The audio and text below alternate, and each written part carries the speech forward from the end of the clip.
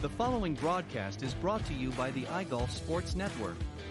Golf Talk Live is sponsored by the iGolf Sports Network and Golf Tips Magazine. Here's Andrew to tell you more about our sponsors. iGolf Sports is a live stream broadcast and media production company providing quality programming designed to attract the golfing enthusiast. And Golf Tips, the game's most in-depth instruction magazine, including reviews on the latest equipment, tips from top teaching professionals, all designed to help you improve from tee to green. Welcome to Golf Talk Live with your host, Ted Odorico. Join Ted each week as he speaks with some of the best in golf. This week's special guest will join us a bit later. But first up is another great discussion on Coach's Corner. So let's introduce tonight's Coach's Corner panel. Good evening, everybody, and welcome to Season 13 of Golf Talk Live. I'm your host, Ted Odorico, and we got a great show for you tonight. We're going to be starting things off as we normally do with a great discussion on the Coach's Corner panel, and I'm going to be joined by my good friend, Pete Buchanan, is tonight's special guest panelist. And then tonight's featured guest is Blair Kline. He's the general manager of golf operations at Dunedin Golf Club in Florida. He'll be joining me on the show a little bit later on in the broadcast. But if you'd like to watch this week's show or any of the previously aired episodes, then visit the iGolf Sports YouTube channel, or you can go to Spotify.com. You can also listen to the audio version on Spreaker.com or wherever you listen to podcasts. And don't forget to subscribe to the iGolf Sports channel and or on Spotify, so you'll get notified as new episodes drop weekly. Are you looking to step up your game? Then become a GolfTipsMag.com premium member with 3 membership levels available: silver, gold, or platinum, all designed to fit every budget. Joining will gain you access to our premium content, such as golf tips from our top 25 instructors and the latest golf news and equipment product reviews, plus top travel destinations just in time to book your next buddy trip. And you'll also receive special discounts from our many premium partners like Cardio Golf, ShotScope, True Linkswear, Encore Golf, Sky Caddy, the Indoor Golf Shop, and Golf Bricks, just to name a few. So don't wait. Register today at golftipsmag.com and become a premium member. All right. As I mentioned, we're going to be starting things off here with Coach's Corner. So let me introduce my very special guest this evening on the panel. It's Pete Buchanan. He's been teaching golf for over 30 years. He's also the founder and director of instruction of Plain Simple Golf, which houses the Plain Simple Golf Circuit and the Simple Swing Repeater Training Brace. And he's been helping golfers around the globe focus on building a repeatable swing. And he's among the favorites here on the Coach's Corner panel. So, Pete, welcome to the show. Hey, thanks, Ted. It's great to be here. Always nice to be on the show. All right. As I say, welcome back. Actually, I should have said not welcome. I just said welcome back. As most of you know, if you follow the program, of course, Pete and many of the others come back usually once a month. And occasionally, if they have to jump in to fill in for somebody else, they might actually make it on here twice a month, but always glad that you're able to do that. So I got a really interesting, and I want to just give a very short backstory on this. There's a really good topic for tonight's show, and I thought this would be great for you and I.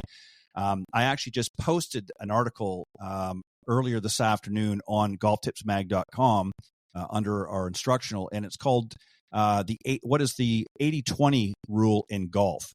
And I'm going to explain a little bit that. So in golf, the 80-20 rule, also known as the Pareto principle, suggests that roughly 80% of your results come from 20% of your actions or efforts. So this principle can be applied to various aspects of the game, from swing mechanics to your practice routines and even course strategy. So to better understand, here's, again, just a general description of Pareto's principle.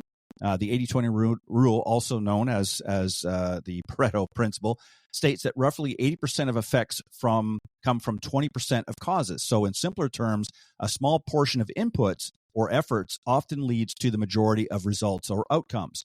So this principle, of course, is just a general guide. It's not strict mathematical law and can vary. So it could also be 90-10. It could be 70-30 as well. But he worked on the 80-20 rule, and it's can really be applied in many areas of life. So you're probably asking, okay, well, what is this? How does this apply to me? How does this apply in golf? So we're going to talk about this first, and it's very interesting.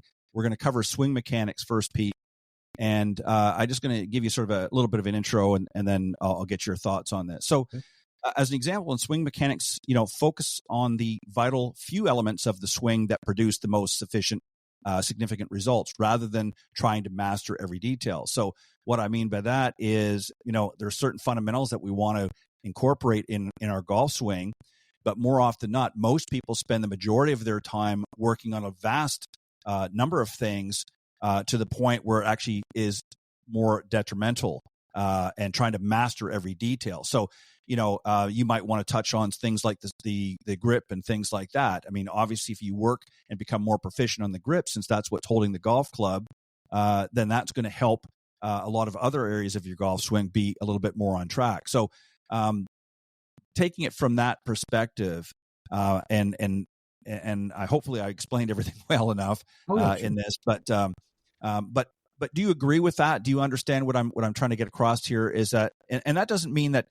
we just do 20% effort. I don't mean it that way, but what it means is and we'll get into it as we unpack more of it. You'll understand even more for the audience perspective. But a lot of times there's a smaller percentage of things that we can work on overall and not necessarily perfect, but become more proficient in, that's going to help our golf game and increase the likelihood, or the 80%, that we're going to be successful out in the golf course. And unfortunately, a lot of people do the opposite and spend so much time on trivial things like trying to hit the perfect drive out there every time, or trying to work on something other part of the string, and they forget about other key elements that could improve their scoring. So give me your thoughts here to open up the conversation, and then I'll get into some other areas as well under swing mechanics.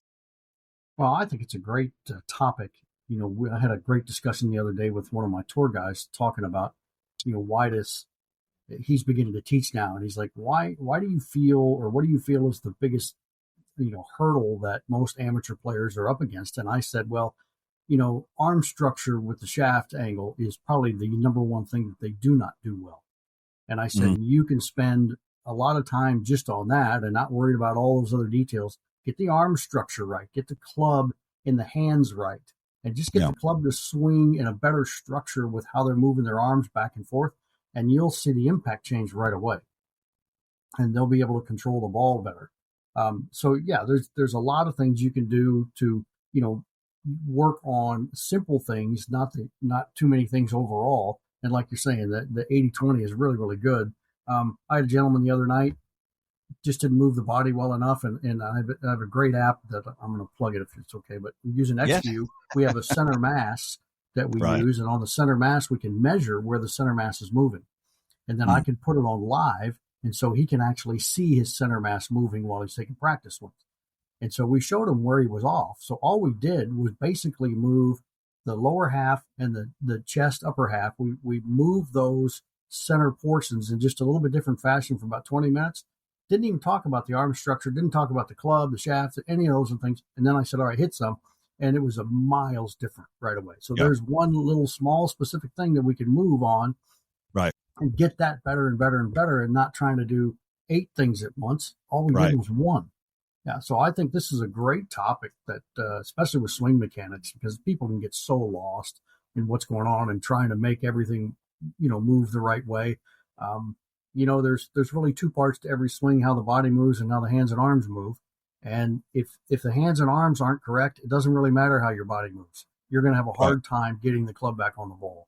So you've got to get the hands and arms proper. If they move proper, all of a sudden the body starts moving a little bit along with them. And then you can start to enhance that more by getting the body to move more efficiently. But I think for me, I spend a lot of time working on specifics. Usually the one area, you've heard me say this before. To me, the golf swing's like having a cold. There's a virus that creates symptoms. Every golf swing has a virus in it. Yep. And so if you don't get to the virus, well, the rest is a moot point. So we spend a little bit of time correcting the actual cause of everything, and then, piece it together without trying to do too many things at once, and really fix the big things, and all the little things will take care of themselves. Yeah. A lot of times simple changes can have big impacts. And that's really what the 80-20 rule is talking about. So, for instance, once you recognize that a large portion of the swing is a reaction to initial action, like I said, if it's a poor grip, it's going to react. The whole swing is going to be out of sync or what have you. And a lot of golfers sort of over control the swing rather than allowing natural reactions to initiate movement. So again, you want to sort of focus on things like, and this is why so many pros focus on pre-shot routine, which of course helps your body remember sort of its natural swing.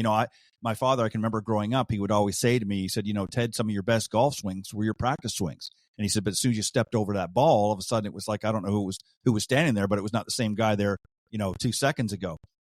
So again, we also have to remember that gravity plays a little bit of role as well. And the weight of the club helps. So maybe you could touch on that, the old saying, what goes up comes down. So, gravity plays a big role, believe it or not. A lot of people try to muscle, the golf club and muscle the golf swing, thinking that's going to generate more power. But a lot of times just using the natural weight, feeling the weight of the golf club through the golf swing is all you really need to do. And again, there's certain key factors have to be in place, of course.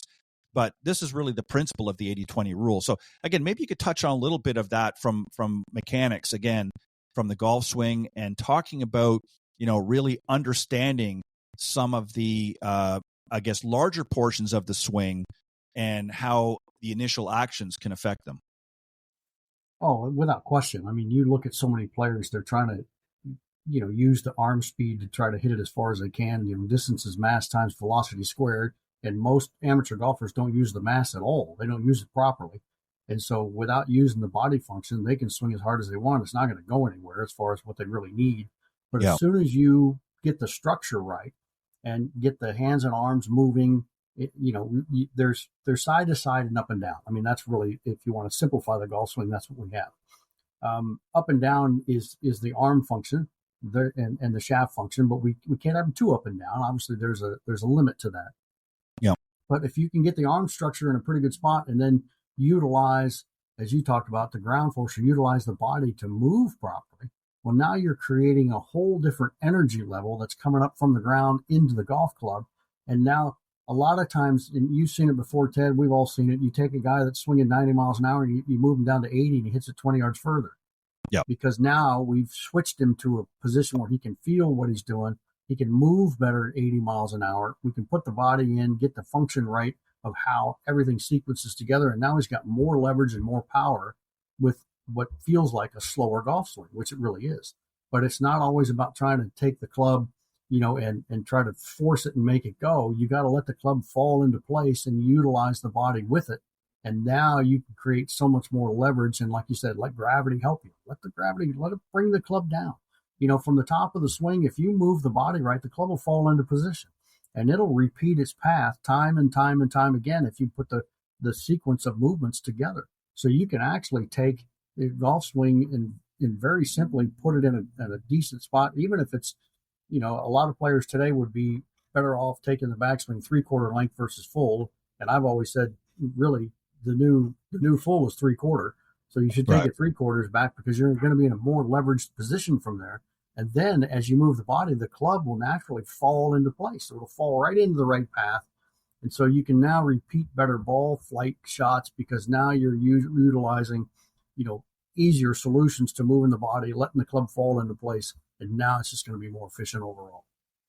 Yeah, well said. And, again, really what I'm, the reason I wrote the article, I also wanted to touch on this, and it's a very straightforward article. It doesn't get into a lot of the weeds, and obviously there's room for adaptation, if you will, and we'll get into some of that a little bit here.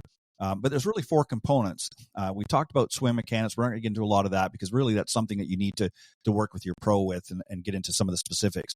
But this is just really this article was meant to be really a guide. So we're going to get into practice routine. So prioritizing the practice areas of your game that are going to yield the most significant improvements to your score. So we've talked about this before.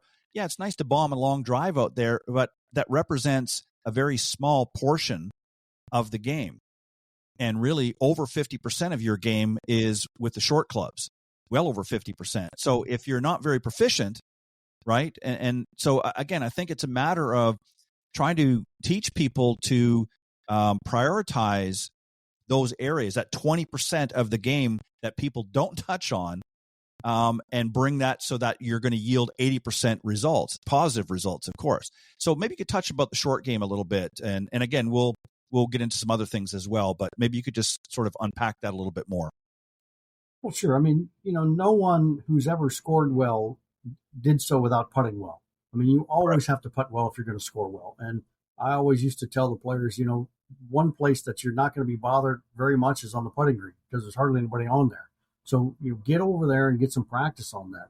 The better you can roll putts, the more confidence you have in what your putting style is and rolling the ball in the right direction, the more putts you're going to make, the lower you're going to score. And you have to always let the other shots, chipping and pitching, those should provide you an opportunity to putt. So you want to make sure that you can get proficient at your chip shots so you can get it close enough that you're confident enough to make those putts. Pitching, yeah, you're going to have a little bit more distance, but still you want to be able to give yourself a decent opportunity to make that putt from those shots. But when you really look at how you're playing the game, I mean, really, if you played the game relative to the scorecard, I mean, half your game would be putting because you two-putt every green. But we're going to take into consideration you're going to miss some greens. So now instead of being 50% of your score in the short game, is going up because you're going to miss some greens. You're going to have to get up and down. And then, if that short game is a way higher percentage of your score, that means we're wasting too many shots around the green. So we want to keep that to a minimum as we can and let those short shots really, dictate what's going on. 80-20, it's always good in there because, you get proficient at the short shots, especially chipping. And I say chipping because, I think you can take the chipping technique to about 20 yards off the green and still hit very proficient shots. I mean, you don't have to make giant swings to make, a lot of great short game shots. Just watch it on TV. They don't take, close to the green. They're not taking big swings unless they're in the rough or something. That's different. But, they're so proficient at moving the club from waist high to waist high. And if you can perfect just that motion alone, it opens up a whole world of shots around the green that you can use depending on the loft that you take.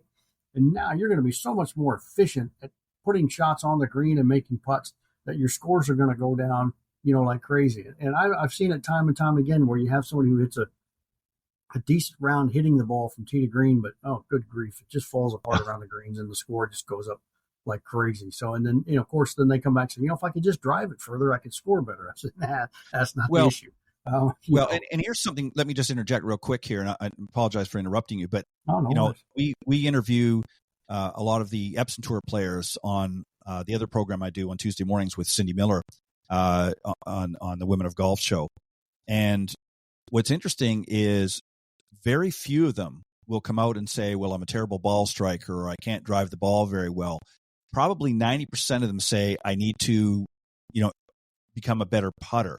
That's not to say they're not a good putter, but that's the area. Sometimes it might be chipping and that, but usually every other part of their game is pretty solid.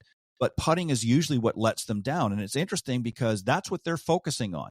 And it brings me to this other point is, instead of focusing on everything, focus on the 20% of your game that gives you the biggest return in terms of scoring.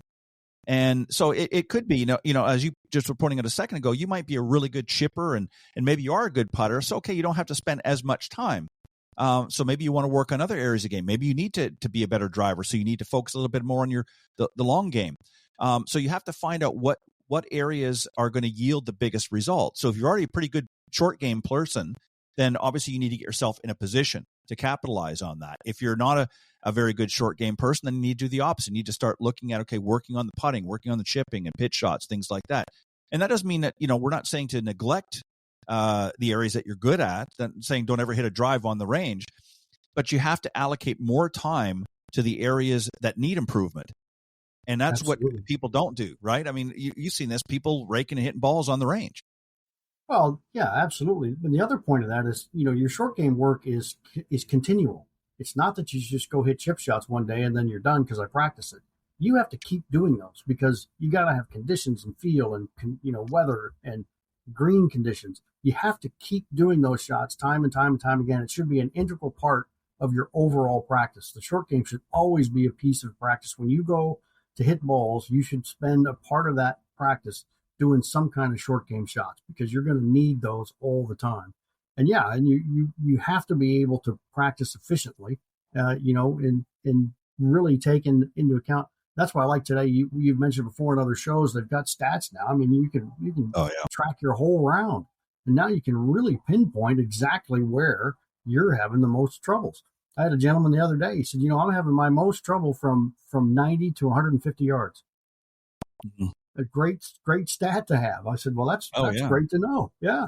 So let's figure this out. Why are we, what clubs are we using? What's the process you're trying to do from 90 to 100 to 110 to 120? Let's figure out, a way that we can attack that. And, now you're going to be way more efficient. So, those stats were detrimental for him to figure out that there's actually a distance from the green that he's not very good at.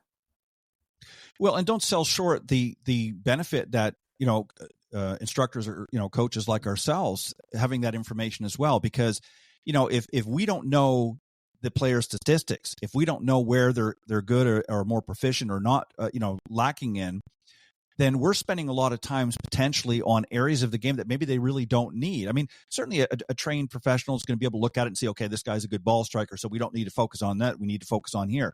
And it's not that it can't be uncovered, but if we're seeing patterns, like let's say 1 week he's, chipping the ball really well, so we're thinking, okay, we don't need to work on that. But the next round he's gone out and it's just fallen, to hell in a handbasket. Then we have to take a look at it. Okay, why is he, he's making some good chips, but he's not consistent. So we need to improve his consistency. Maybe he's driving the ball really good for a couple of weeks, and then all of a sudden, the wheels fall off the bus. So, putters always get a little streaky. Doesn't matter what level of player you are. So Sure. Again, using this sort of 80-20 rule will help you be more focused on what you need to work with. So certainly with the stats, and this comes into things like course strategy. So, concentrate, as I said, on the aspects of the game that are going to create the biggest impact on your score. So for an example, and I'm going to let you unpack this in a second, but if you've got a few well-placed drives and maybe some solid approaches and an efficient short game, that's going to significantly lower your score. So, as you point out, you want to get your ball closer to the hole and so forth. So again, using this 80-20 rule can also be used to guide club selection, that sort of thing. So again, strategy is important. Maybe you could touch on that. I've given you sort of a few things you can draw from that you can use if you want your explanation, but this is an area as well. Course strategy. I mean, again, knowing your strengths and weaknesses when you're out there is critical. Oh, there's no question. I mean, there's a lot of times you can probably get somebody, obviously depending on the level, but for most players, you can probably get them 5 to 8, maybe 10 shots better just by giving them the right club at the right time. So many times they'll be in a situation where they'll try to play a shot that really doesn't fit, first of all, their ability level, but it just doesn't fit the situation that they're in. So being able to go out and, look at each hole, design each hole. I try to break this down for all of my players when I say, well, where are you playing next week? So, well, I got a tournament at such and such. I'll pull it up on Google and I'll pull all the holes up and I'll go through every hole and I'll say, look, here's our strategy. Here's where you got to hit it off the tee. Well, why, what do you mean hit hybrid off that one? I said, well, if you drive it 60 yards from the green, you're not very good at those. So why are you going to put yourself 60 yards from the green? Yep. Let's hit a hybrid off the tee. So you're 110 out. And now you're good at wedges from 110 yards. So let's put you where your strengths are. So yeah, that's definitely something that a lot of players, they have to understand, first of all, where their weaknesses are, and their strengths. I mean, and it's hard sometimes too, because, you get done with a round and most people will tell you where they, well, I missed a, putt on 7, I 3-putted 6, I hit that one shot over the green on 4, but they don't remember they made, 7, 10 footers. Right. Where's the good stuff? So remember the good stuff because that's a big piece of it. And those are the parts that are going to help you along. But, you also have to, understand in some of those situations, if you had a shot into the green that you didn't perform well, what was the distance? Is that something that you're pretty good at? And if you're not, could you have avoided that yardage? And people say, well, shouldn't I get better hitting that shot? I said, yeah, over time, you're going to get better hitting that shot. But in the heat of the moment, if you're not good from 70 yards, then don't put it 70 yards from the green. Either put it 20 yards or 115 or 20 or wherever your strength is, hitting irons into the green. So, yeah, course strategy is huge in trying to get players to understand how to score better. And I know you've come across this and I've come across this. You go out with somebody on the course on a playing lesson, and it just blows them away when we talk about, here's how I play this hole. They're going, really? You play it this way? Yeah, it's the most efficient way to play the hole. Well, you're not just going to bomb a driver down there? No, It doesn't do me any good. It doesn't fit this hole. But, there's a lot of times, too, the home course I grew up on, I only hit driver on 4 holes. Yeah. Because that was the only 4 we needed. The other Yeah. ones, the driving areas were so tight. And if you missed the driver, goodness gracious, that second shot was brutal. You hit in that Kentucky bluegrass rough, it's like hitting out a barbed wire. So, you had to really place the golf ball around the golf course. And so, yeah, I mean, I had a driver. I was pretty good at driving the ball. I mean, I had a high percentage of fairways hit, but, there's holes that, if you mishit it, well, you're in deep trouble. So to score better, you had to take the course apart and really utilize different clubs on different tees to be more efficient in your scoring. What always baffles me, just to pick up on that, what always baffled me a lot with players is that they'll play, their favorite course, week in, week out, maybe they're a member, and they don't really analyze the course.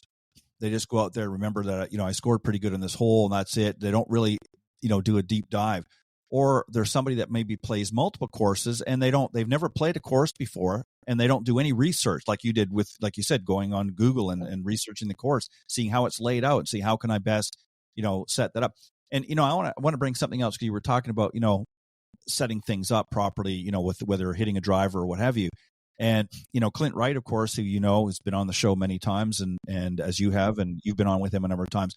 And he always talks about, sort of working back from the hole. So he says, okay, what's my favorite yardage when I'm approaching the green? So if it's a 100-yard shot or a 110-yard shot, then I want to work my way back and say, okay, what club do I need to get me to that 110? So is it going to be one shot? Can I get within that range? Or do I need to take two shots? See if it's on a par 5.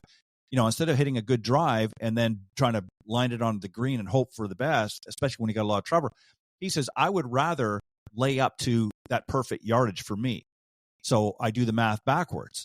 So it might be 2 shots to get me there. It might be only 1, but I want to know what yardage I'm going to come in. As you said, if you're coming in at 70 yards as opposed to 110, well, the 110 is my favorite distance with my wedge, not 70. That's a shot I'm not very proficient in. So why would I want to hit a ball and run the risk that I'm going to put it in that 70, 80-yard range when I can lay up a little bit and get it in that 110 and know I'm going to come off with a good shot? So again, course strategy is very, very important. And this is, again, where this 80-20 guide, or this 80-20 rule, if you will, can really guide your club selection and help you sort of map out what you need to do. And this brings into our final point, and that is identifying weaknesses. And I know we've talked a little bit about this, but it's so important to analyze your game, to pinpoint those areas that are holding you back. What part of the game, and instead of spending, too much time on areas that you're already, again, very proficient in, and rather than focus on areas that, weak areas that could be done. So when you're doing that, again, you want to create a plan, if you will, not just for yourself, but through your coach as well, is together you want to identify those weaknesses. So things like stats and those types of things. Have a conversation, as you always said many times on the show. Let's have a conversation. Where's the areas that you're finding most difficulty with? And then let's drill down on those for a little bit. Let's work on those and get them up to, even if they're not quite as much to the same level as what your stronger points are, let's get them up a lot more. If you're 80% here on this area, what drives and whatnot, and you're only 30% down here with your putting and your chipping, well, we got quite a gap, right? Correct. Yeah, so no question. So when you're working with somebody, let's talk about this again. When you're working with somebody, the first thing you want to do is you want to identify where those areas that they're struggling with the most. That's obviously you want to, first time golfer, you want to do an assessment. You want to see overall what their game looks like, if they're swinging the club properly, and identify. But once you've done that, really what you're looking for is what weak areas of their game, and then how can we best provide a solution to help them become a more, not just a better ball striker, but a better player overall. So maybe just walk us through a little bit what you would work with a student, how you would approach it. Well, I mean, you made a good point there, because a lot of times when they start to describe to us, the good and the not so good parts of their game, you can already, for me, I've been around enough swings to know if I start hearing certain things they're struggling with, I know what their golf swing looks like, because it's a definite, I would say pattern that goes in there. And that was one of the great things about working at golf schools for so many years, is there's all patterns. Everything's patterns. You see it all over the place. If a guy swings it here, the downswing goes there. I mean, it just happens. And good players have different patterns, and they're better at different things than not so good players. But yeah, you have to be able to identify where you need the most help. And a lot of times when I'm such a big, for me, most people come to me because they know from a full swing standpoint. I mean, that's really what I'm known for. Even though I coach the number one putter in the world, I'm still known for the full swing guy. But there's so many times where I'll watch them hit balls and they're striking it really well, and I'll just pull out a wedge and say, here, I want you to hit it to that flag where there's 43 yards. Hit me a few balls over there. Well, yep. Aren't we working on my full swing? I said, well, we already did that. Come on, I want to see how you do from 40 yards because I know you're not very good at it. How do you know that? No, trust me, I know. So then we'll give them something else to do. And you have that too a lot of times. So how good is your pitching? Oh, I'm really good. Yeah, well, good is relative. Yeah, let's see. Good, let's test it out. To what? Well, you're good when you have to hit a 90-yard full shot, but if I'm putting you at 30 yards, how good are you? Yep. So really, and I think times with most people is you have to be a little bit more honest with yourself too when you're describing what your game is, because what areas you're not very good at, and ego I think comes in a little bit to play because I think I'm pretty good at those shots, but you shoot 95, so you're not really proficient enough at those good shots because you're trying to get under 80, and there's no way with those areas you're going to get under 80 because this is killing your scoring. And so we have to dig down into what really are the weaknesses. And if you and I've been around this game long enough to know that we can answer, we'll ask them a question and then we'll give them another question when they give us an answer, and we can keep questioning them until we pull it out of them. And so we finally figure out what their weaknesses are. And then we have to come up with a plan to fix them, because, it's not always about, doing ABC. And I do a lot of things when I have them leave, and I give them drills to do. And I said, look, your next practice session is only this drill. What do you mean? Yep. Yeah, you're going to spend an hour doing only this, because it's going to be miles, gain for you for where we're trying to go down the road. You have to be proficient at this motion. So this is what you're going to do next. And then once you get that, we're going to go here. So I think you're right in, getting everybody to really understand, all of their game, what they're really good at, what they're not so good at, and what those weaknesses are. And then you've got to have a plan to attack them, because, you've got to get those weaknesses better if you're going to score better. And, there's no other way to do it. You have to get those bad shots out of there. I know for me, I mean, you made a great point. When I played professionally, my best irons were 6, 7, and 8. So I drove it off the tee, so I had a 6, 7, or 8 in. And there'd be guys with drivers, and I'm hitting 4 iron. They go, what are you doing? I said, because I'm hitting 7 iron into the screen, because I can play from there. So I always drove it, so I had one of those irons in there. I was really good with those, and I knew I was good with those. So I'd drive it off the tee so I could hit one of those in there. And I scored the best when I could do that.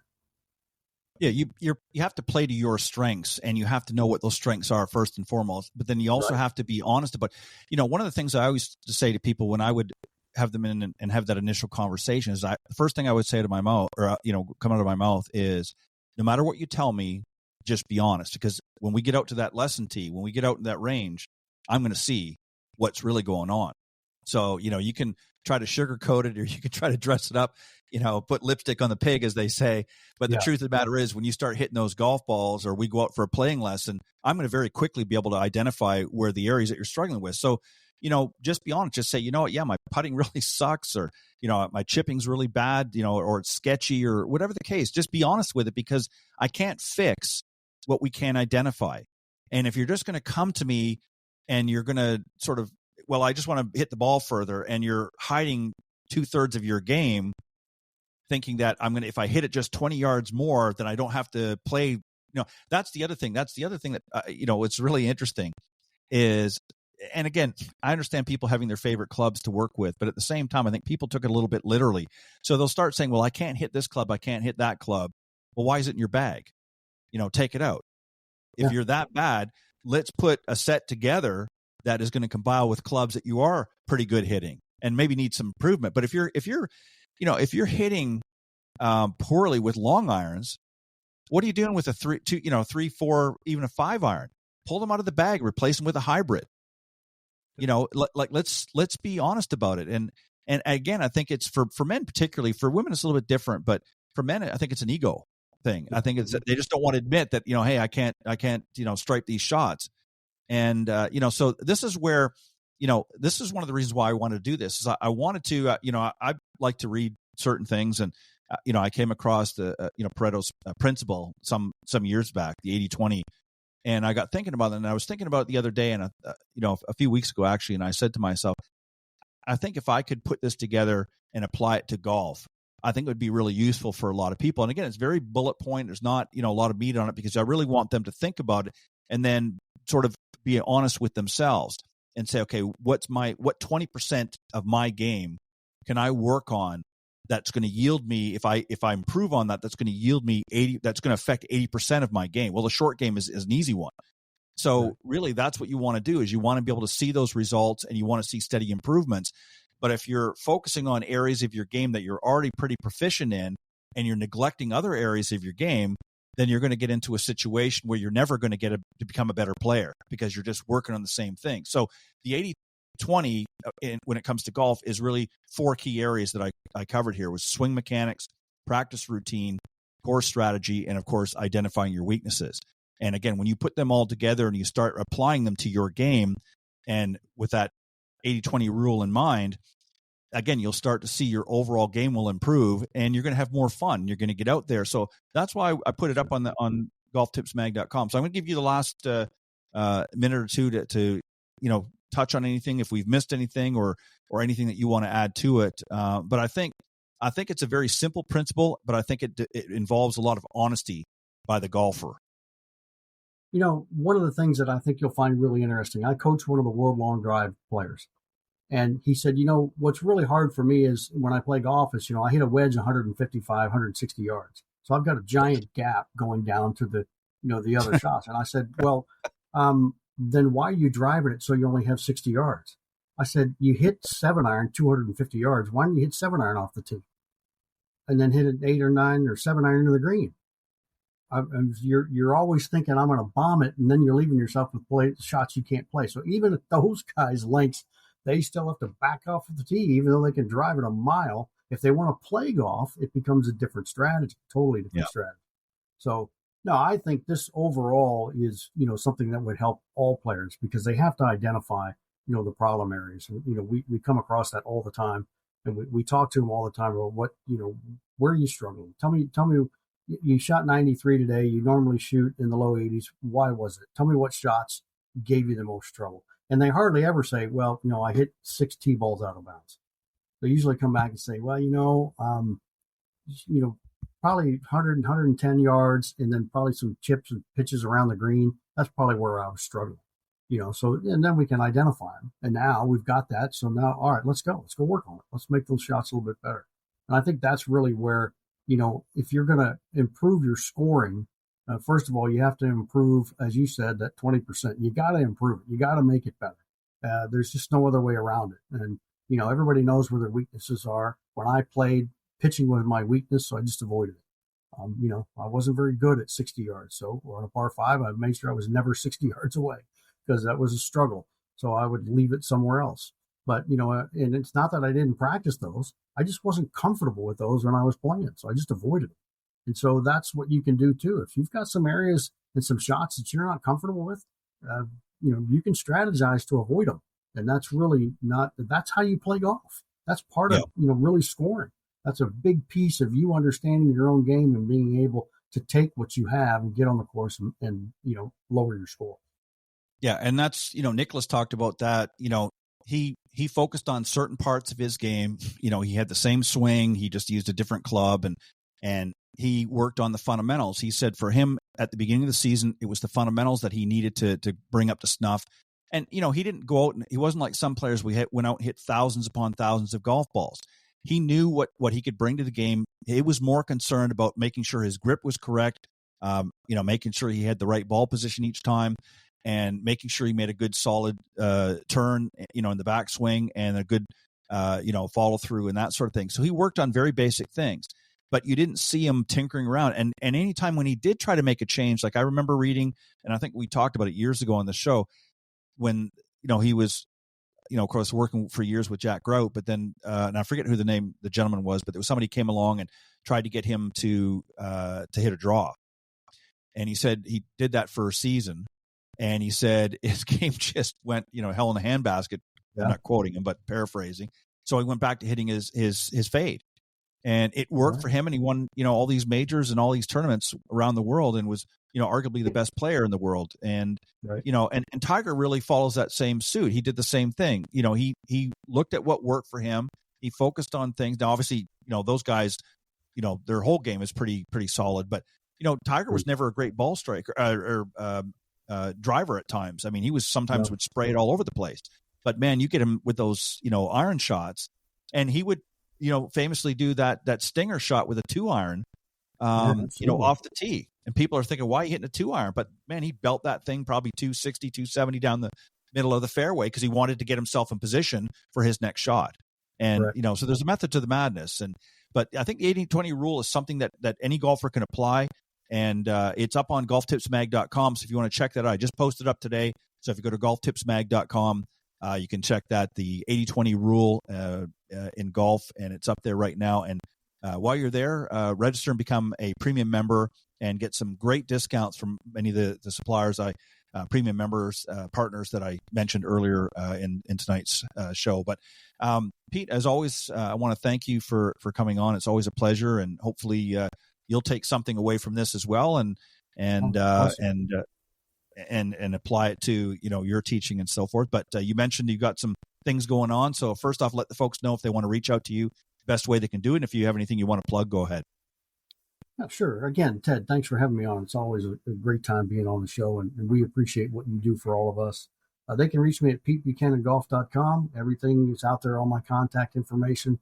Right now, I'm working heavily with XView AI, the new 3D software.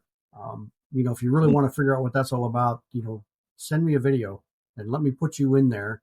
The free version app, I think, is out now that you can go get it at your store. But if you really want to have a good in-depth look at it, send me a video. I can put you in there. I can do a recap for you and kind of give you an idea what it's all about. But it's really behind the scenes. For 2 years, I've been working with the software, measuring things out and looking at different swings and patterns. So I have all the info in the background. So now when I get a video from somebody, or I'm in front of somebody working, I've already done the research behind it, so I can get there much faster. And that's what really AI is helping us do in the 3D. We can just see so much more, so much easier. So it's a great way to do it. So, and again, like I've always said, just let's start a conversation. You'd be amazed at how much we can come across and how much we can get done if we just start a conversation, and then, let's take your game to where you want it to go. Perfect. Sounds good. All right. Well, once again, I want to thank Pete for coming on and having a great Coach's Corner discussion. I hope he enjoyed it just as much as I did, and hopefully you will enjoy it as well. And again, go to golftipsmag.com, and the articles there, you can get a little bit more in depth than what we talked about here through the article. But on that note, I'm going to be joined by my featured guest. So I'm going to take a quick commercial break, and when we come back, I'll be joined by Blair Kline from the Dunedin Golf Club in Florida. We'll be right back.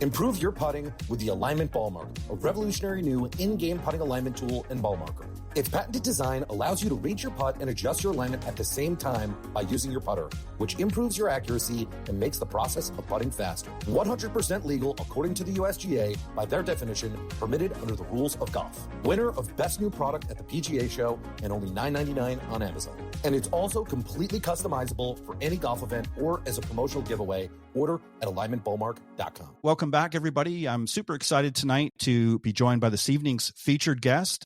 His name is Blair Kline. He is the general manager of golf operations at Dunedin Golf Club in Florida. Tell you a little bit about his background, and then we'll get into tonight's discussion. Blair has been working in golf since 1966. He became a PGA professional in 77, and then later became a PGA member in 1983. He's also played on the mini tours for over 10 seasons throughout several states: California, Oregon, Washington, Idaho, even up into British Columbia, and many others, several others actually. And he's held general manager and head golf professional positions at a number of clubs in Florida, as well as Texas, Arizona, and again, California. And in 2024, he came to Dunedin Golf Club to oversee the $6 million restoration and run the golf operations for the city of Dunedin. So, Blair, welcome to Golf Talk Live, and thank you for joining me tonight. Thanks for having me. It's going to be very enjoyable.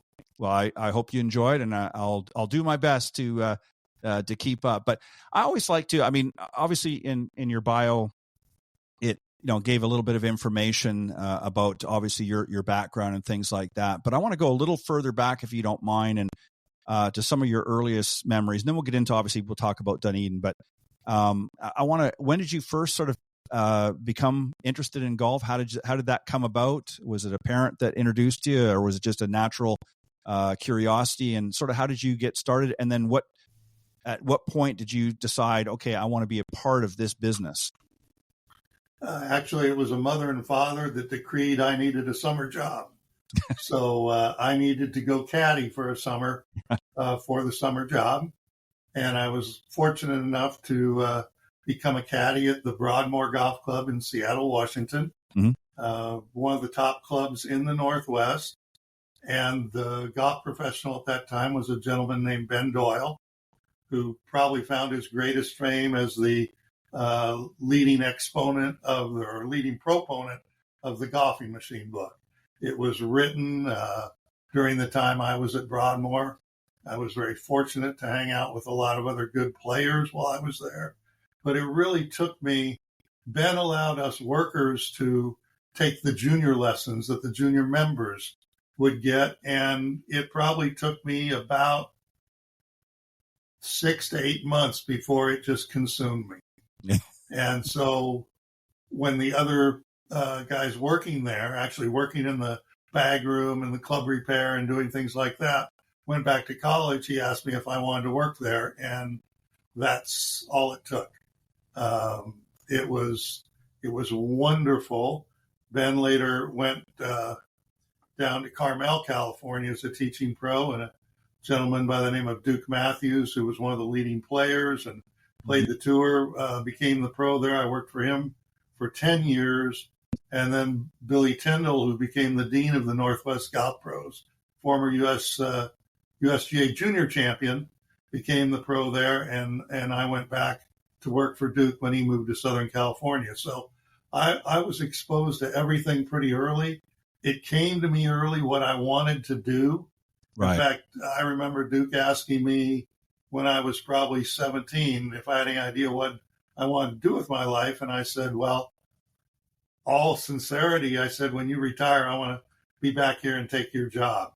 And that didn't work out, right, because I discovered warmer weather was south of Seattle. And I love Seattle. Right. If I was a tennis pro or something and could work inside, I would probably still be there. But I needed to go for warmer weather. Once I found out warmer weather was possible.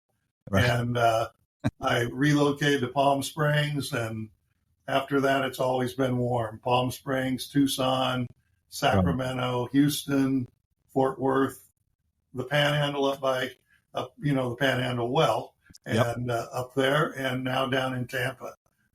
So I've just enjoyed it. I've had great mentors along the way.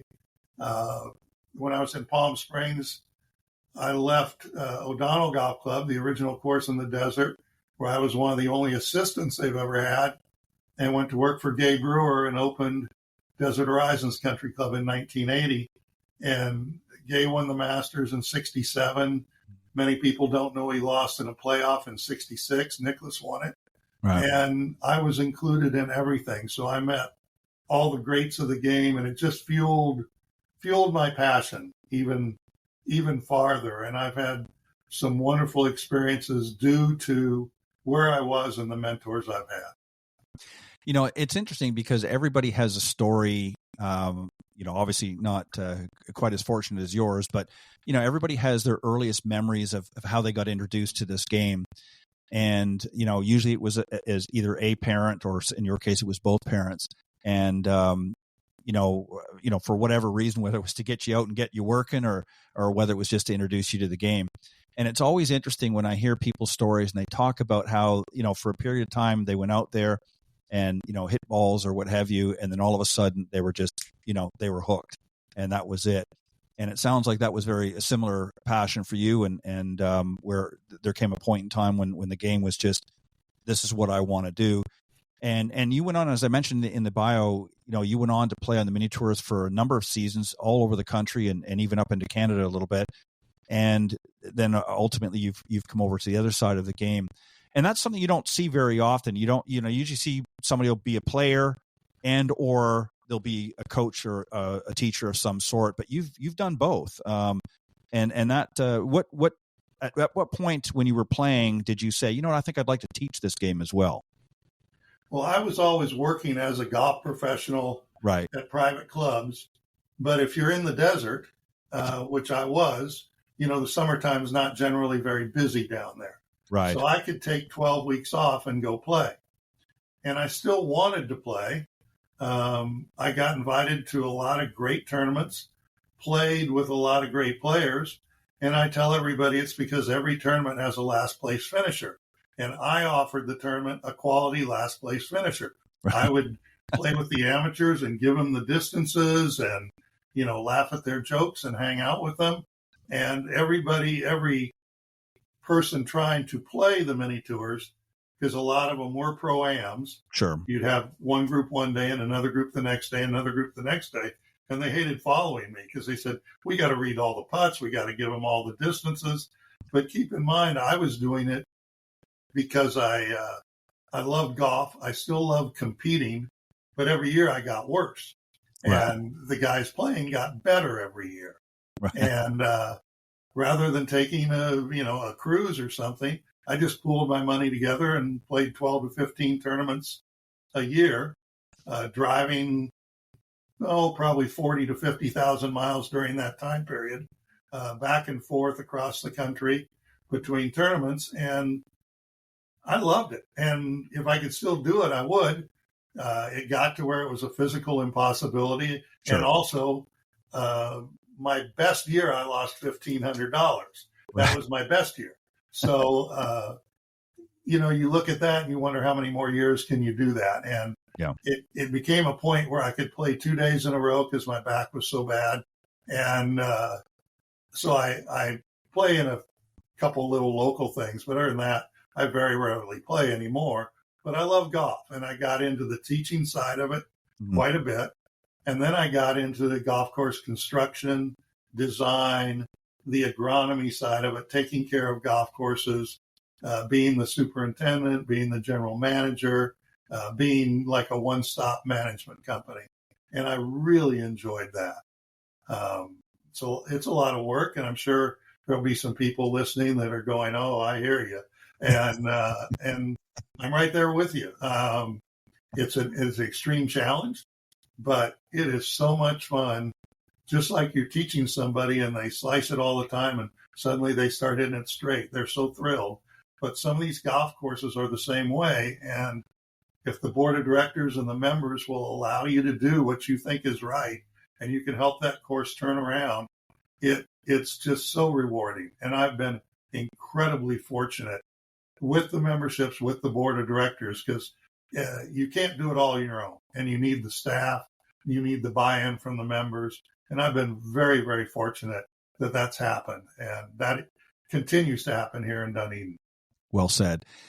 Do you think, given your, not just your abilities and, being a player and obviously as a teacher professional, but being involved in other aspects of the game, do you think that that's given you, I guess, maybe a greater appreciation for the guys that design the golf course, like a Donald Ross and all that, to just really kind of get a bird's eye view and think, okay, now I understand why they do what they do.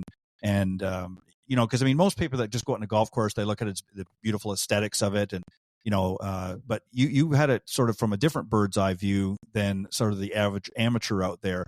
Do you think that it's given you a greater appreciation of the game, being able to see it from your side of it?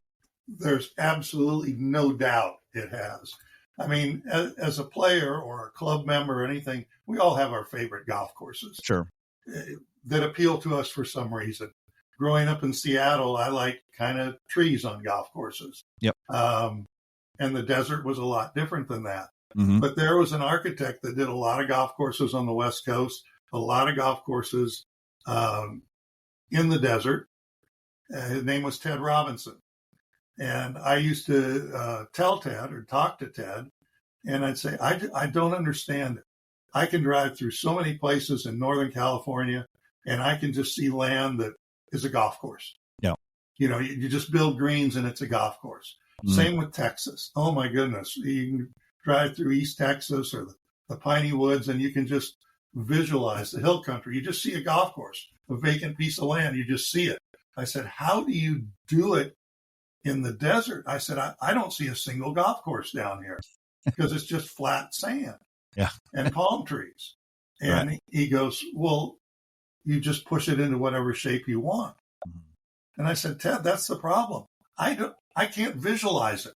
I don't know how you guys visualize a flat piece of land and say, we're going to cut a lake in here. We're going to have a green here. We're going to have these bunkers. I said, when the land gives it to you, I see it. When the land doesn't give it to you, I don't see it.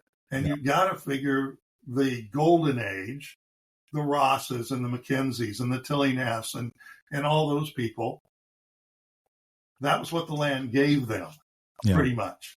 Nowadays, we have all the earth-moving equipment, and we can work with computers and everything. So we've gotten some lesser quality pieces of land to work with, but they've still made fantastic golf courses. And architects are just incredible. Yeah. They sit there, you've got to figure out drainage. You don't want your course wet all the time. You got to figure out the sunlight. I mean, nobody wants to be playing into the setting sun the last 3 holes in a row and can't even see the green. Right. You know, how you lay out the driving range. You want a left to right wind 90% of the time on your driving range. Your golf pro better be fantastic at giving lessons. I mean, I think the whole thing is fascinating. And I've been lucky. I built my first putting green at 23 years old. Wow. I was at O'Donnell Golf Club in Palm Springs. We had a little tiny practice green. Couldn't have been more than 25 feet by 20 feet. Very small green. And the chairman of the board of Johns Manville Corporate, former chairman of the board of Johns Manville, kind of watched over the greens crew, and he was a friend of Robert Trent Jones. So Mr. Jones came out, and this gentleman said, we need to rebuild our putting green. And Duke Matthews, my boss, said, well, Blair's really interested in architecture. And he said, come on, Blair, I'm going to show you how to build a green, and you're going to build it. So there's a little tiny putting green. And, of course, I've got ideas of hills. The green's only 20 feet long. Right. You can't have too many hills and valleys in a putting green like that. And so he tamed me down and explained to me that we kind of just need to have as many putts as possible, the little break, because we can't have something that takes too much of the green out of play. But he actually taught me how to do it, showed me how to do it. Later on, you know, Ted Robinson helped me. Architect by the name of Ray Hardy helped me. Current architect by the name of Jeff Bloom that does a lot of work helps me. And then Chris Spence that restored this golf course, which is fascinating to hang out with. These guys really know their stuff. And I've got holes in play. I've got greens in play that I've designed, driving ranges, chipping greens and everything. But I tell you, after talking with these folks, I'm not an architect. Right. I may be an aficionado. I may be an amateur. But these people really know it. And what they look at and what they see is, to your point, fascinating. Yeah. It's interesting, you know, when it can be the simplest golf course to something that's literally like a masterpiece. And it just is amazing how they have that foresight and that vision. It just blows me away. And I'm like you. I mean, I've played a number of different types of courses. I've been, tree line courses, and then I've been to where it's, desert, and it just amazes me that the difference. And you look at it and you just think to yourself, how do they it's easier if it's tree lined because you can carve it out a little bit. And obviously you have to factor in, some courses, especially up, and I'm sure in the Northeast or Northwest rather, you have more rock to deal with in some areas. I know up in British Columbia, and that as example, and even parts of up in Canada and Northern Ontario is the same way. They've tried to do that. And, it's just massive rocks have to be moved and things like that. It's just amazed how they do that. But I want to fast forward now to the future, or to the current time. And now you're at Dunedin Golf Club in Florida, and you had an opportunity to come here and help with that restoration and obviously be a part of their facility. So tell first off a little bit of the history for those that are not familiar with it. Obviously it was built back in 1926. Donald Ross, of course, was the original architect. And then you said somebody else now, you mentioned a moment ago, has come with the updates and things like that. So talk a little bit about the history, how you came involved in it, and what's changed since from when you first came. Well, obviously, I know that's a lot to unpack, but this will be interesting to some folks, or I hope it is, because it's interesting to me, and it's part of the reason I'm here. First, the chance to take such a historic golf course like this one and be the project director for the restoration, and have Chris Spence as an architect, who's just phenomenal when it comes to that golden age. And his muse, the person that I'm convinced speaks to him to this day, is Donald Ross. So yeah. For everybody that isn't that familiar with Dunedin Golf Club, 1924, the city of Dunedin was trying to become a player in the tourism market, and they found a site for a golf course downtown. It was going to be a municipal golf course, and Donald Ross was going to design it. And by 1926, nothing had really happened with it. And a developer from Detroit came down, and he promised 36 holes of golf, a casino, a 300-room hotel, a housing development. It was a great plan. Right. And Donald Ross was going to design this golf course. And since the work on the public course hadn't started yet, they've got work started on this. And I wrote down something fascinating. I gotta be able to read it now. Yeah, that's but fine. Work started, and I gotta find where I wrote it down. Here we go. So work started, and 296 days later, the course was opened January 1, 1927. Wow. It took 226 men, 68 horses and mules, 13 scrapers, 5 trucks, 16 wagons and carts, graders and rollers to get that 296 days to build a golf course from ground, wild ground. And that's because this developer was pushing this product. And we opened January 1, 1927, and held the Florida Open February 21st and 22nd, 1927. They played at Pelican Golf Club. Pelican Golf Club is back to being Pelican Golf Club. It's very private. It's 20 minutes from us. It's where the LPGA plays today. Mm-hmm. So you played 18 there in the morning. You played 18 at Dunedin in the afternoon. And then you played 36 the next day at Clearwater Country Club.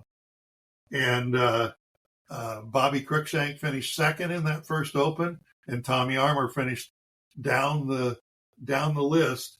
But Armour said it was one of the finest courses he'd ever played.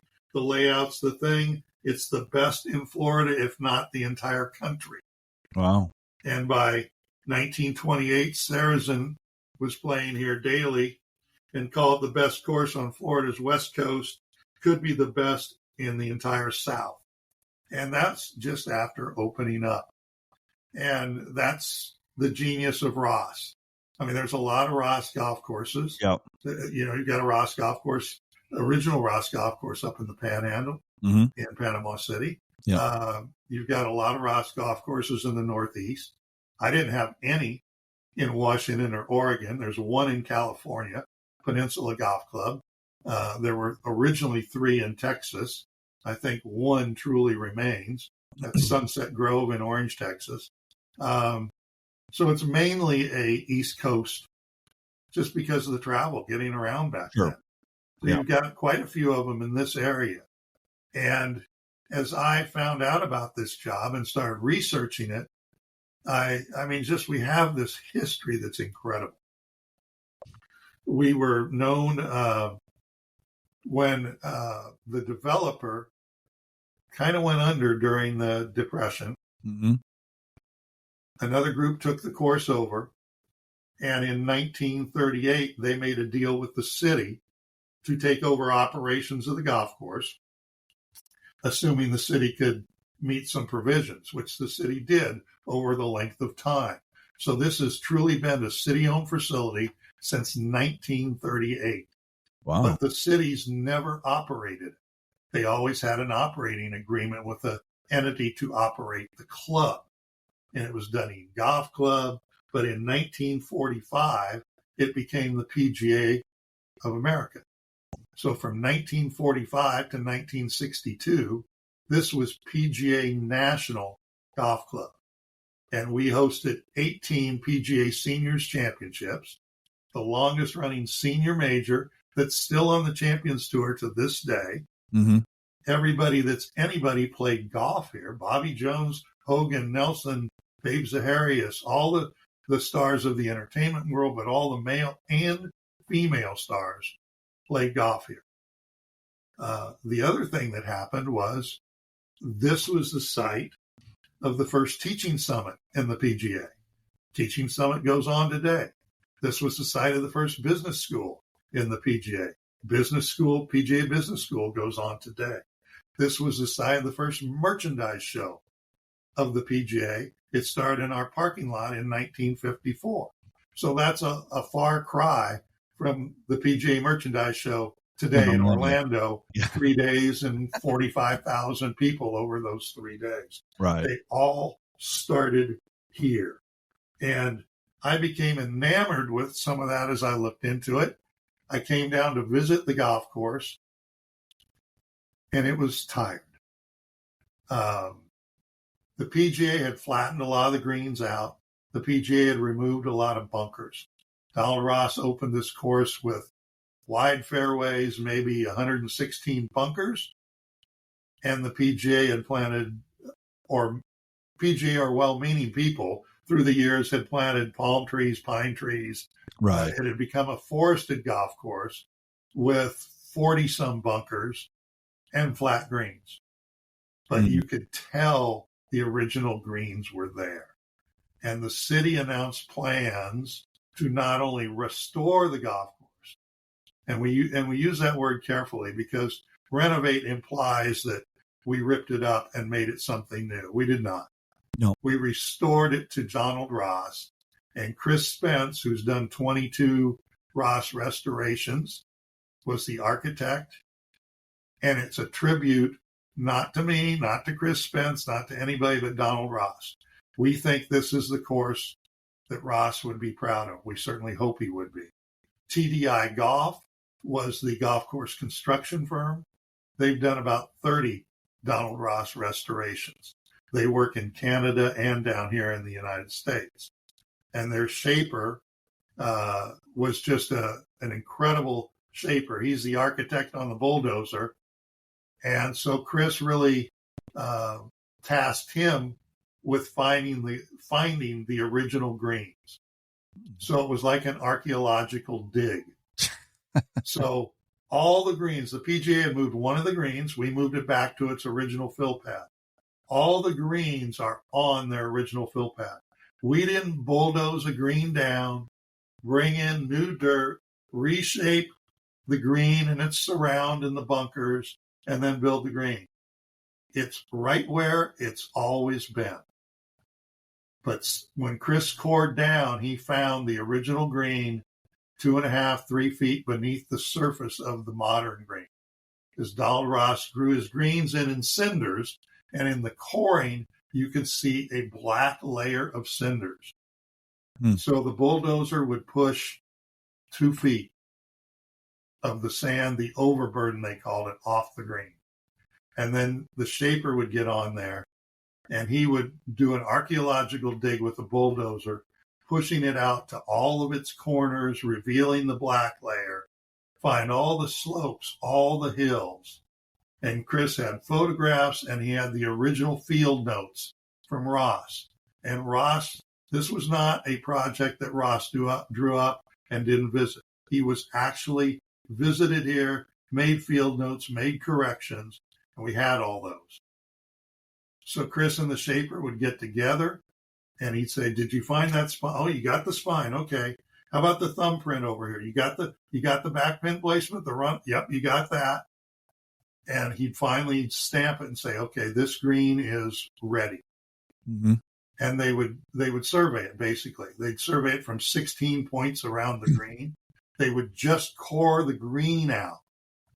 Once they cored it out, they'd do drainage, bring in new greens mix, and recreate what 2 or 3 days before they'd just done. Wow. And then sprig it. So they're on their original fill pads. These are as close to the original greens in the original location as you can get. The only difference is green speeds are a little faster today.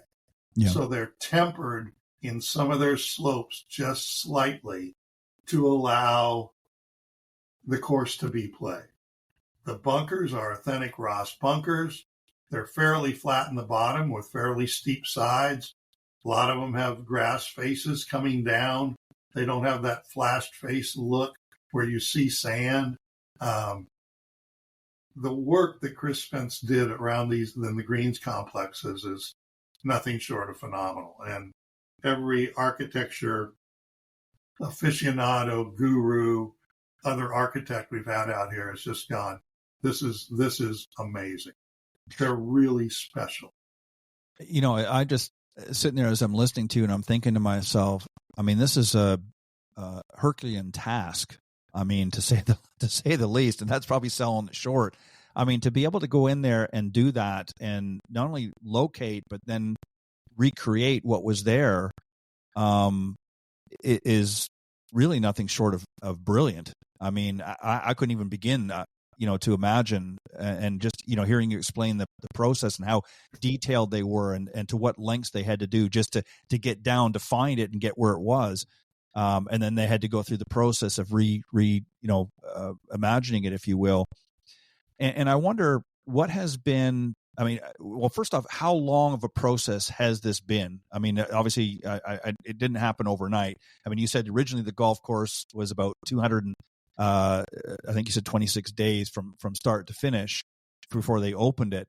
What was the length of time that was involved in getting it to where it is now from where it was? Well, it was 296 in the beginning for Donald Ross. Yeah. We actually started work. Our groundbreaking was March 1, and TDI Golf was on site working that day. We were on schedule to reopen somewhere between the 1st and the 15th of November. So that's 8 months. That would, if my math's right, and that would have beat Ross. Of course, we had, and we put in a new irrigation system. Right. We did some drainage work.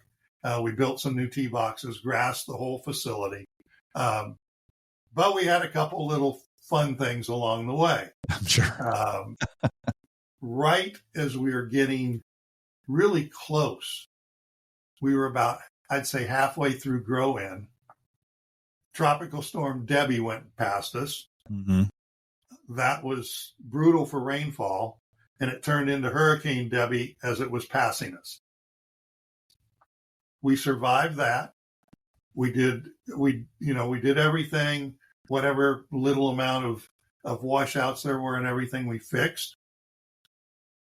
And shortly thereafter, we got 2 hurricanes back to back.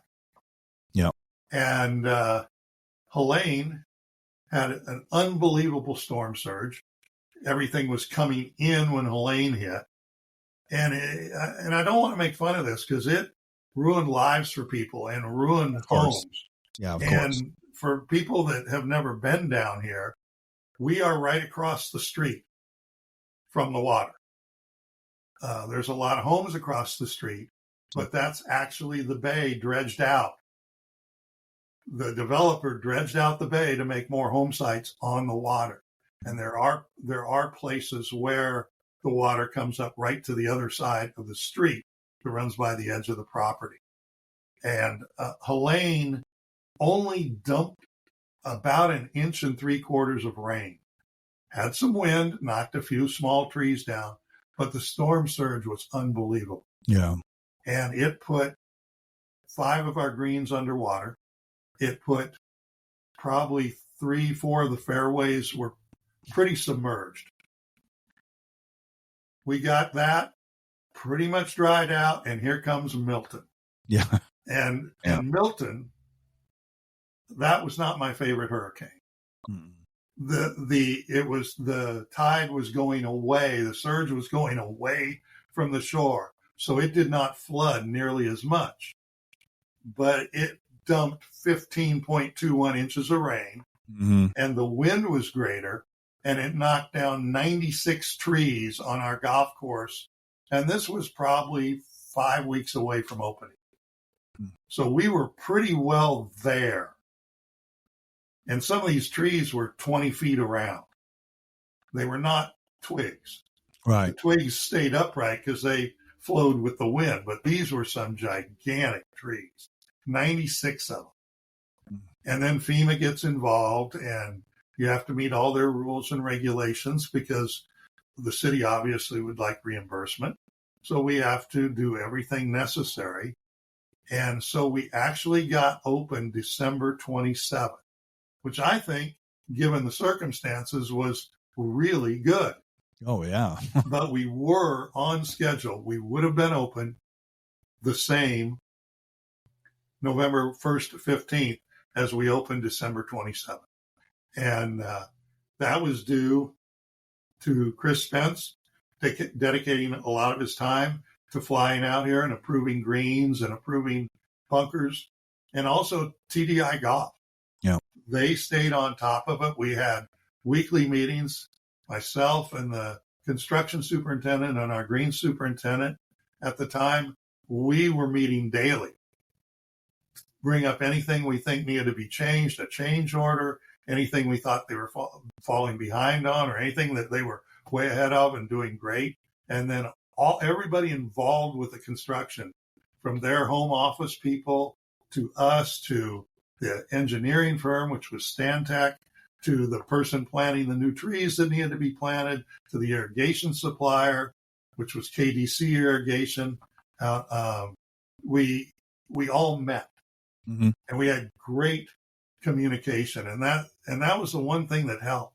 It really helped us push that timeline as fast as possible, and really helped us with the hurricane cleanup, because every one of us had to do a lot of stuff. Oh, I imagine. With that hurricane, and we were responsible for a lot. And we were talking at 11 o'clock at night. We were talking at 5:30 in the morning. Hey, I need to do this. Can you not do your stuff there today? And that's literally how it went. And we all pulled together. We got it done. I think we got a great result out of it. And all those companies that did work for us, it's a testament to them also, that we were able to recover the quality of the workmanship that went in, that we were able to recover so fast from something that was a pretty big disaster in this area. Mm-hmm. Definitely hurt a lot of people's homes, ruined some lives, but we were able to recover. And thank goodness we were. It's amazing when you think about it, because you didn't have just one, but you had really 2 hurricanes that came through in a very short period of time.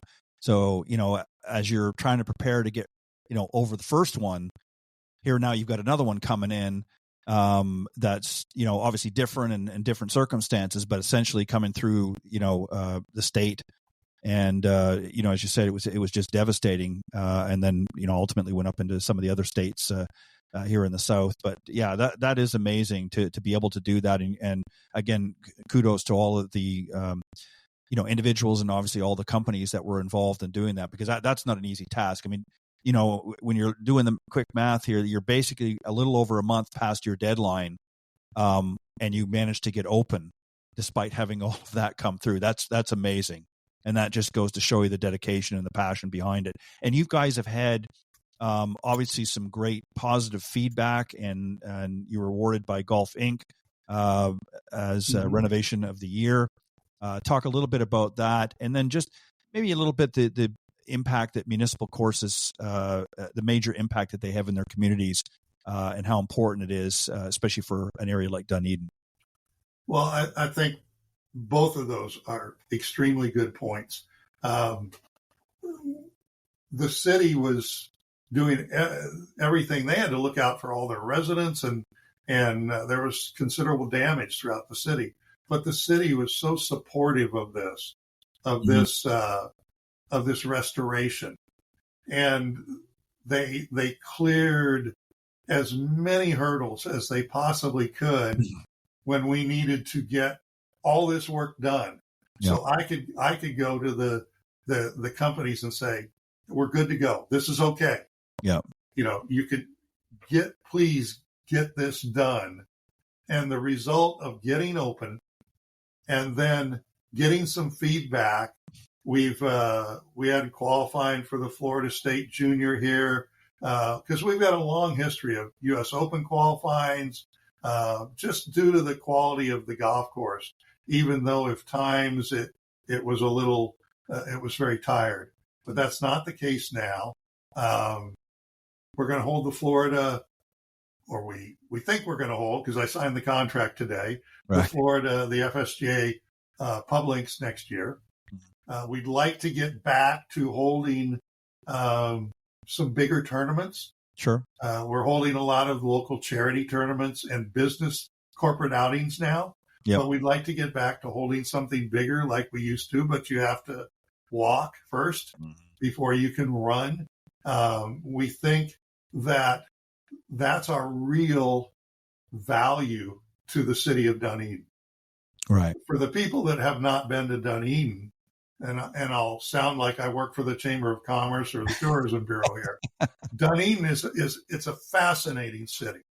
It's 37,000 people. We're northwest of Tampa. We're north of Clearwater. Mm-hmm. We are a town on the water. I don't really call us a beach town downtown. In other words, you don't see surfboards and right. Things like that. We do have one of the top beaches in Honeymoon Beach, which the Causeway is. It's right at the end of the golf course. It's just pure white sand out there. It's amazing. We're a great fishing destination, but downtown Dunedin is 3-4 blocks long. It is so quaint. You won't see chain stores. You'll see lots of boutiques, lots of little restaurants. I believe we're the home of the first brew pub in Florida. We're the spring training home of the Toronto Blue Jays. And when they leave town, we have the Class A team, the Dunedin Blue Jays. Believe it or not, our pipe band, which people might say, what's a pipe band? That's like a marching band for Scots. And yes, it's one of the top ranked in the country, because we have one of the largest Highland games in the country. We have one of the oldest Mardi Gras in the country. And we're this little town, 37,000 people. We don't have another golf course. But now we've got, the city has Dunedin Golf Club, and it's becoming a destination for people to come and play. And our competitors are some of the finest courses in this area. So if you're coming to this area and you want to play the finest golf courses, you're probably talking about Streamsong. You're talking about Cabot. You're talking about Innisbrook, which is right up the road, play where the tour plays. Mm-hmm. If you're lucky enough to get on Pelican or Bel Air, they're 20 minutes south of us. Very private, but wonderful golf courses. and then you've got the TPC in Tampa. Yeah. And we are getting play from all those golf courses, either when their people come in and play us that day and then go to that golf course, or play there, come down on the day they're flying out and play our golf course.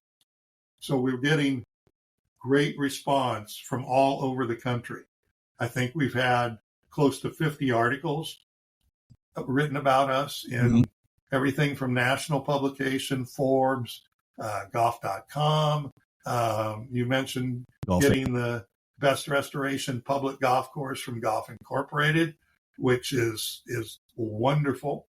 But we've been on a lot of regional publications, and a lot of our regional is because of the Blue Jays is Canadian. Yeah. A lot of the visitors are the Northeast, Upper Midwest, Michigan, Central Midwest, Chicago, Illinois, Indiana, something like that. But we get an awful lot from New York, Boston, Connecticut, these areas where there's a lot of Ross golf courses. So being a public Donald Ross golf course that's restored in this area means a lot to them. For sure. And I'm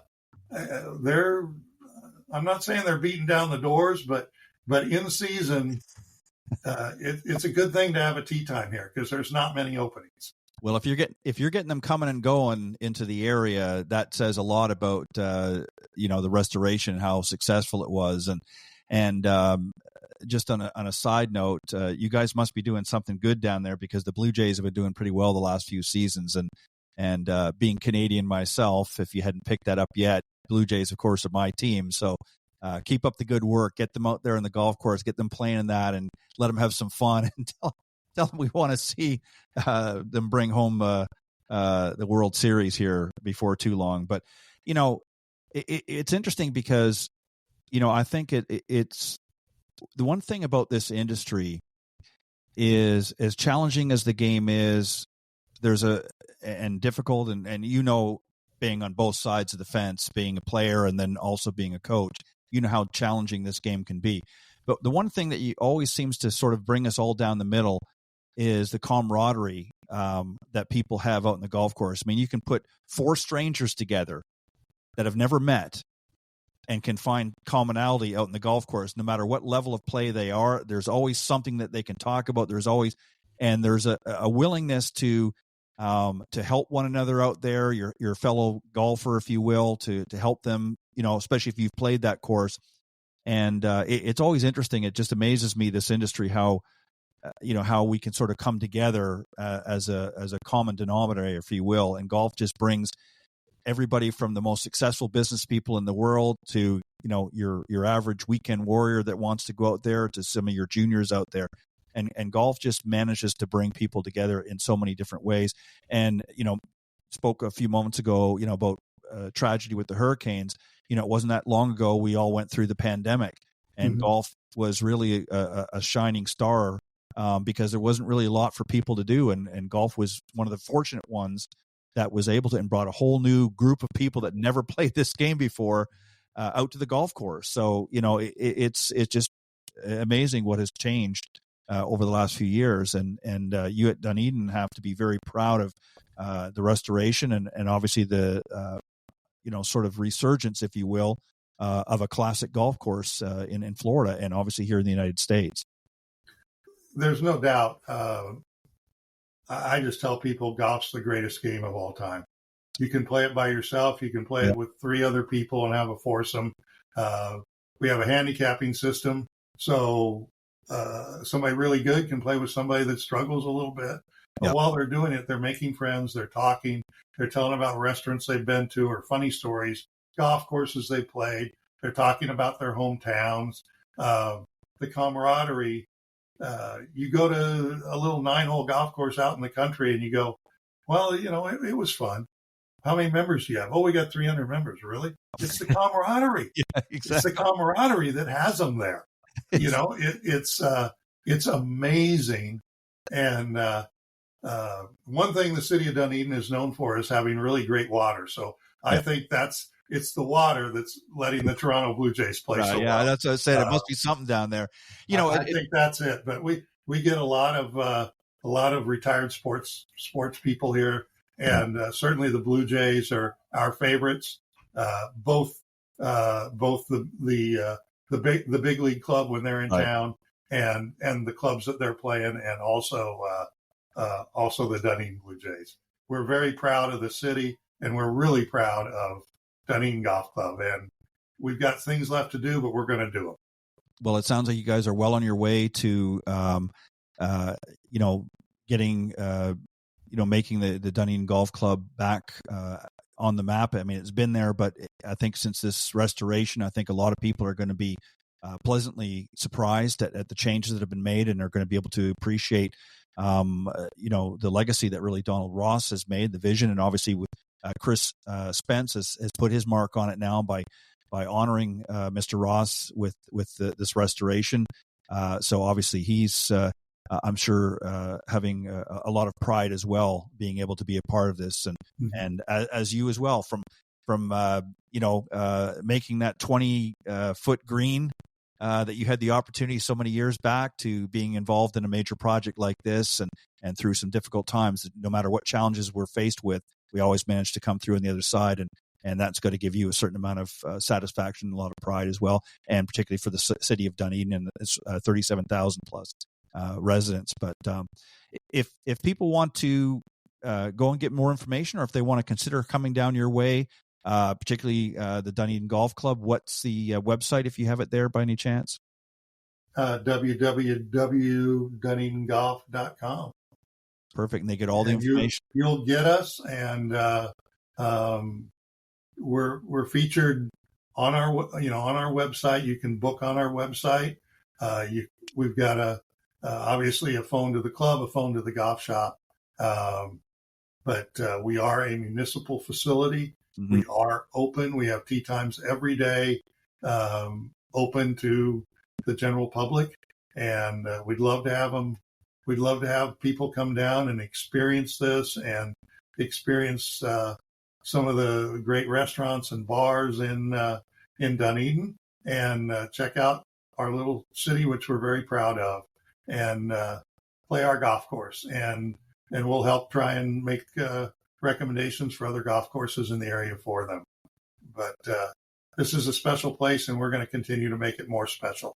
Well, I think you guys are well on your way to accomplishing that, and I think a lot of people will enjoy coming down and not just playing the golf course, but experiencing the city of Dunedin in itself. But I want to thank you very much for coming on. It's been interesting. I got a little bit of a history lesson on one side, but also got an insight into your world and what it's like to be able to see a restoration like this, because not everybody has that opportunity or that chance. So thank you for sharing that with me, and particularly thank you for sharing with my audience. But you're welcome to come back anytime, and I'm going to make my way down to Dunedin. I have never been there, but I'm going to definitely come down now for sure and get on that golf course, and I'm looking forward to it. But Blair, I want to thank you very much for joining me tonight. Well, thank you so much for having me. You're obviously welcome down here anytime. So I'll make you a deal. I'll go back on your show after you've played this. Oh, yeah. You're welcome. You come down here. I will. And then we can go on. We can talk about it. You can talk about, how you hit the fade off of number 4 and knocked it right in the middle of the fairway. Before we go, real quick, what's your favorite hole on the course? My favorite hole, personally, I think number 6. 6 is what we call the Shark's Mouth, 150-yard par 3. Got a big bunker in front of the green. It's authentic. It's it looks just like when Ross did it. That's the one most of the visitors know. They call it the Shark's Mouth, and that's what they know it as. But it's a fun hole. You think you should birdie it every time, but par's a pretty good score there. Yeah. Just you go a little long or left or right, and you don't have much of a shot. So play number 6, take your par, birdie number 7. Yeah, 150 yards sounds like a pretty easy shot for most people, but you'd be surprised at how the teeth of the shark can dig right in. But again, Blair, thank you very much. All right, I want to thank all of my guests tonight. Special thanks to my earlier friend and guest, Pete Buchanan, for joining me on the Coach's Corner panel. Thanks, Pete, as always for doing a great job. And of course, Blair Kline, the general manager of golf operations for Dunedin Golf Club. Thank you again, Blair. And don't forget, if you want to watch this episode, you can go onto the YouTube channel, the iGolf Sports YouTube channel. It'll be up there shortly, and you can check it out in its entirety, as well as all of the previously aired shows as well for both this and also the Women of Golf that airs every Tuesday with my good friend, LPGA professional Cindy Miller. But on that note, have a great weekend, everybody. God bless, and we'll see you next time right here on Golf Talk Live. Thanks for joining us. We hope you enjoyed this week's broadcast of Golf Talk Live.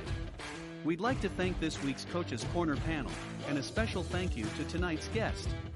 Remember to join Ted every Thursday from 6 to 8 p.m. Central on Golf Talk Live. And be sure to follow Ted on Facebook, Twitter, and Instagram. If you're interested in being a guest on Golf Talk Live, send Ted an email at ted.golftalklive@gmail.com. This has been a production of the iGolf Sports Network.